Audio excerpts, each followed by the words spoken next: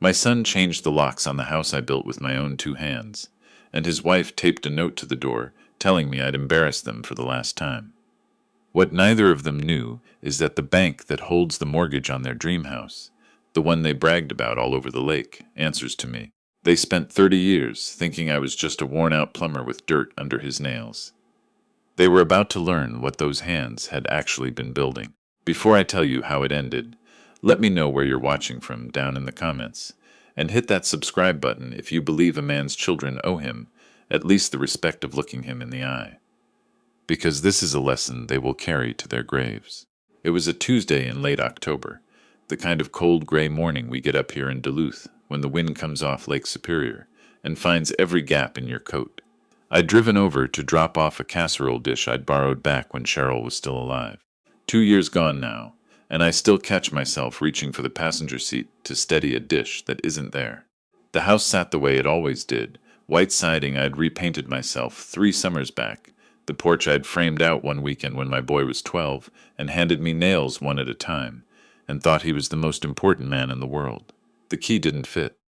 I stood there jiggling it, thinking the cold had warped something, thinking maybe I had the wrong ring. I'm 68, not 100, but a man starts to doubt himself when a key won't turn in a lock he installed. Then I saw the note, folded once, taped to the storm door at eye level so I couldn't miss it. My daughter-in-law's handwriting, all those loops and curls she learned at whatever finishing school her parents paid for. I read it standing on my own front porch in the wind. We've talked about this, and we both agree it's better this way. You make Olivia uncomfortable, and you've embarrassed us in front of the Hendersons one too many times. The house is in our names now, Dad, remember. You signed it over. We've found you a nice place at Birch Hollow where they handle everything. Your boxes are in the garage. Please don't make a scene. Please don't make a scene. I read it 3 times. The wind kept trying to tear it out of my hand, and I kept holding on, the way you hold on to something you can't quite believe is real. The house is in our names now, remember? You signed it over. I remembered. God help me, I remembered every minute of it. 8 months back, my son Bradley sat across my kitchen table with a leather folder and a fountain pen, and he talked to me the way you talk to a child or a dog. It's just estate planning, Dad. Keeps everything clean if anything happens to you. Olivia's cousin is a lawyer. He set the whole thing up. And I'd been tired that night, tired in the bones, missing Cheryl so bad I could have laid down on the linoleum and not gotten up. So I signed where the little plastic arrows pointed, a quitclaim deed. I knew what it was even then. I just didn't believe my own son would ever use it. I stood on that porch and I didn't cry. I want you to understand that. I didn't bang on the door or shout his name. I felt something else entirely, something cold and clean and very, very quiet, like the first real freeze of the year when the lake goes still right before it locks up solid. A man my age has felt a lot of things. This was new. I walked around to the garage. The side door was unlocked, careless, the way Bradley had always been careless. And there it was, my entire life, 68 years of it, packed into a dozen banker's boxes and stacked between his wife's Peloton and a kayak he'd used exactly once. Cheryl's quilts, my father's pocket watch, the flag they'd folded into a triangle at her funeral, all of it boxed up by someone else's hands and shoved against a cold cement wall like it was headed for the dump. There was a folding chair leaning against the wall. I sat down in it in the half-dark of my son's garage, and I let myself breathe. Across the lake, maybe 4 miles as the crow flies, was Bradley and Olivia's place. The new one. Lakefront, 4,000 square feet, a boathouse, a wine cellar. Olivia talked about it every holiday like the rest of us were supposed to genuflect. They'd bought it 18 months ago and stretched themselves thin as paper to do it. I knew exactly how thin, because I knew exactly who held the paper. See, my children never understood what I actually did for a living. To them, I was the plumber. The guy with the van and the work boots they were ashamed to have parked in the driveway when their friends came over. And for a lot of years, that's exactly what I was. I ran pipe and snaked drains, and pulled myself out of bed at 3 in the morning when somebody's basement was flooding. But a plumber who pays attention learns things. He learns which neighborhoods are growing. He learns when a developer is about to break ground, because he's the one bidding the rough-in work. And 40 years ago, a younger man than I am now took the money he'd saved coffee can by coffee can and bought a scrubby 10-acre lot nobody wanted on the wrong side of the highway. That lot is a shopping center now. So are the next 4 I bought. I never told my kids. Cheryl knew, and Cheryl agreed with me, that a child who grows up knowing there's a fortune coming grows up soft and grasping and waiting. We watched it happen to her sister's family, and we swore it wouldn't happen to ours. So we drove the old cars. We clipped coupons. We took one vacation a year to a cabin we rented, never bought, and Bradley grew up thinking we scraped by. He grew up a little ashamed of us, if I'm honest, and somewhere along the way the shame curdled into something worse. What he didn't know, sitting in his lakefront castle, was that 2 years back a regional bank called North Shore Lending got into trouble, and a quiet investment group bought up a controlling stake to keep it solvent. He didn't know I was that group, me and 2 partners, and a portfolio of commercial property, nobody ever connected to the old man in the work boots. He didn't know that the construction loan on his dream house, the one he'd refinanced twice and was barely treading water on, sat on the books of a bank I could pick up the phone and direct. I sat in that garage, and I thought about Cheryl, about what she'd say. And I knew, clear as the cold air, that she'd want me to remember he was still our boy. But she'd also been the one who taught me that loving someone and letting them walk all over you are 2 different things. You can do the first without doing the second. She used to say it standing right at our stove. Respect, Walt, is the floor, not the ceiling, the floor. So I didn't make a scene. I picked up the box with her flag in it, carried it to my truck, and I drove away. That night I didn't go to a hotel. I drove to the lake. Not their lake, ours. The public access on the north end, where Cheryl and I used to come watch the freighters. I parked and I made 3 phone calls. The first was to a man named Cornelius Vance, my attorney for 22 years, a fellow so sharp and so quiet that half the lawyers in this state don't know he exists, which is exactly how he likes it. Walt, he said, it's 9 o'clock. I told him what my son had done. There was a long pause on the line, the kind of pause that means a man is genuinely angry on your behalf. The quitclaim, he said finally. You signed it under what circumstances? I told him. The grief, the fatigue, the leather folder, the cousin's pen. Cornelius made a small sound. 8 months ago, 2 months after Cheryl passed, and they presented it as routine estate planning. Another pause. Walt, that's not estate planning. If he knew your state of mind and represented the document as something it wasn't, we have a real conversation to have about undue influence. But that's the small fish. I asked him what the big fish was. The big fish, he said, is that your son owes a great deal of money to a bank you effectively control, and he appears to have just committed several acts that a judge would find very interesting. Let me make some calls. Don't do anything yet. The second call was to my partner in the bank, an old hard-nose named Dorsey who'd run loan portfolios since before computers. I told him I wanted a full file pulled on a construction-to-permanent loan, account holder Bradley, property out on the lake. I heard him typing. Then I heard him stop typing. Walt, he said slow, you related to this fella? I told him he was my son. Dorsey was quiet a second. Then you're going to want to see this in person. The third call I didn't make to anybody. I just sat there with the phone in my hand, and I called up the voicemail Cheryl left me the week before she died, the one I've never deleted, the one where she's laughing about a bird that got into the kitchen. I listened to my wife laugh in the dark by the cold lake, and then I put the truck in gear. The next morning I sat in Dorsey's office, with a cup of coffee going cold in my hand and a file open on the desk between us. And here's what I learned about my own son. 11 months ago, 2 months before Cheryl even got sick, Bradley had taken out a second line of credit against the lake house. The stated purpose was home improvement, but Dorsey, being Dorsey, had flagged the disbursements, and the money hadn't gone to any contractor. It had gone in chunks to an LLC, and when Cornelius ran the LLC down, it traced back to Olivia's cousin, the lawyer with the fountain pen. The 3 of them had a little business going, it turned out, that involved using Bradley's access at the financial services firm, where he worked as a wealth advisor, to move some older clients into a fund that paid the cousin's LLC a quiet little fee on the side. Elder clients. People my age. People who trusted a nice young man in a good suit because he reminded them of their own sons. I want to tell you what that did to me, sitting in that office. Because the note on my door, the locks, the boxes in the garage, all of that had hurt me as a father. But this made me cold all the way through. My boy wasn't just throwing his old man away. He was running the exact scam on other people's parents that he was running on his own, the forged signatures. The quitclaim presented to a grieving widower as routine. He'd practiced on strangers and graduated to me. What do you want to do? Dorsey asked me. I thought about it for a long minute. I thought about the porch we built when he was 12.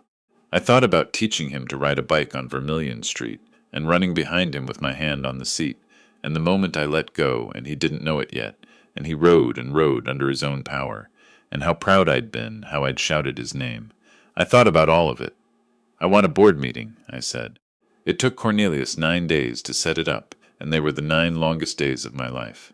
I stayed in a little motel by the highway and ate diner eggs and let my son think he'd won. He texted me twice, both times from Olivia's phone, asking if I'd settled in okay at Birch Hollow. I didn't answer. Let him wonder. Let him think the old man had shuffled off to the home like a good piece of trash. Meanwhile, Cornelius and Dorsey and 2 forensic accountants built something quiet and airtight, piece by piece, the way I used to build a house. Foundation first, then the frame. Then you make it watertight before anybody sees inside. The firm Bradley worked for, a respectable outfit called Granite Crest Financial, had no idea what was crawling around inside its walls. But Granite Crest banked with North Shore. Everybody up here banks with North Shore. So when the chairman of Granite Crest got a call from a major stakeholder requesting an urgent compliance review with documentation attached, he didn't ask twice. He called a meeting. And he invited Bradley to present a routine portfolio update to the board on a Thursday morning. No reason given, just be there and look sharp. I sat in the back of that boardroom in a chair against the wall. I wore my good jacket, the one Cheryl bought me, but I still had my work boots on. I wanted them on. Bradley walked in at 9 sharp with his laptop and his confidence, that easy salesman smile he'd learned somewhere that wasn't from me. Olivia was with him, in heels, because she always insisted on being in the room where the money was. The cousin was there too, the lawyer, smug as a cat. None of them saw me at first. The chairman sat at the head of the table and folded his hands and said, "Bradley, before we begin, I think you know Mr. Walt." And he gestured to the back of the room. "I have lived a long time. I have buried my parents and my wife and more friends than I can count. But I will remember the look on my son's face in that moment until the day they put me in the ground. It went from confusion to recognition to a kind of dawning horror, all in about 3 seconds. Because some animal part of him, the part that was still my boy, knew that I would not be sitting in that chair, in that room, unless the whole thing had already come down around him and he just hadn't heard it land yet. "Dad," he said. "What is this?" "Sit down, son," I said. It was the last time I called him son. The chairman did most of the talking. He laid it out the way a surgeon describes a tumor, flat and factual. The flag disbursements, the LLC, the client accounts, the fund. Bradley's face went gray. He tried, God love him, he tried the thing that had always worked. The smile, the confidence. "I think there's been a misunderstanding. Let me walk you all through the actual numbers."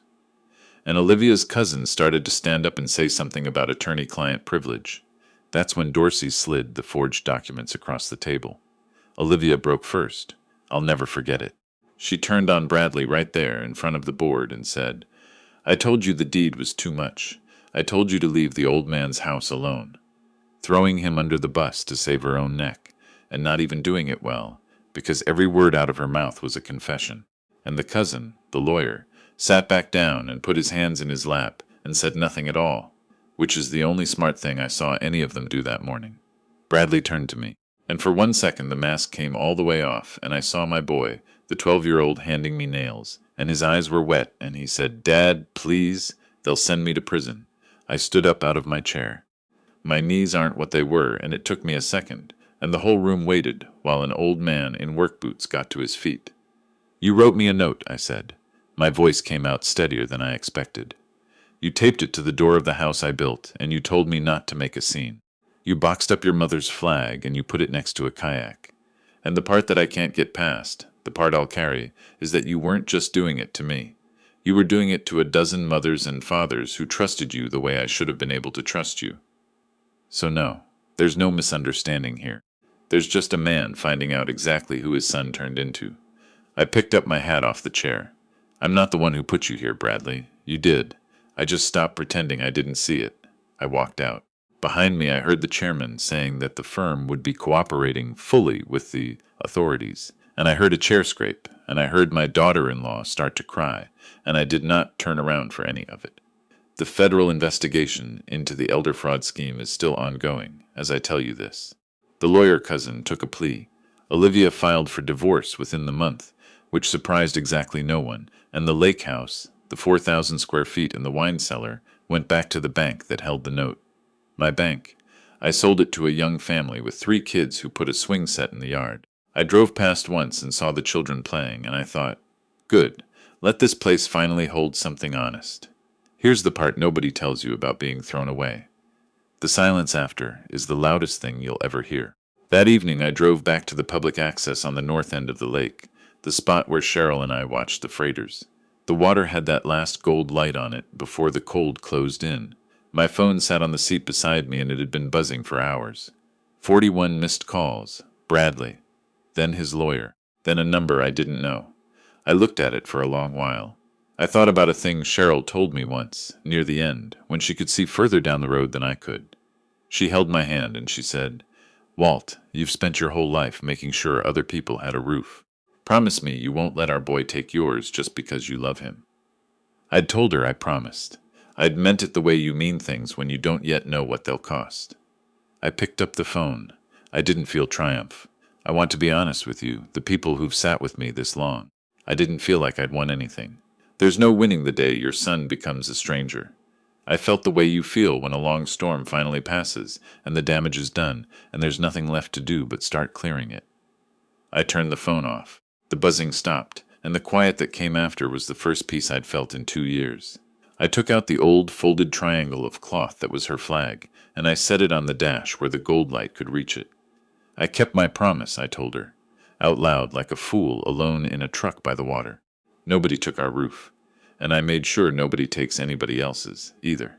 Not on my watch. The freighters came in slow the way they always do, blowing their long low horns across the water, and I sat there until the light was gone, and the lake went still and dark, and finally locked up quiet for the night.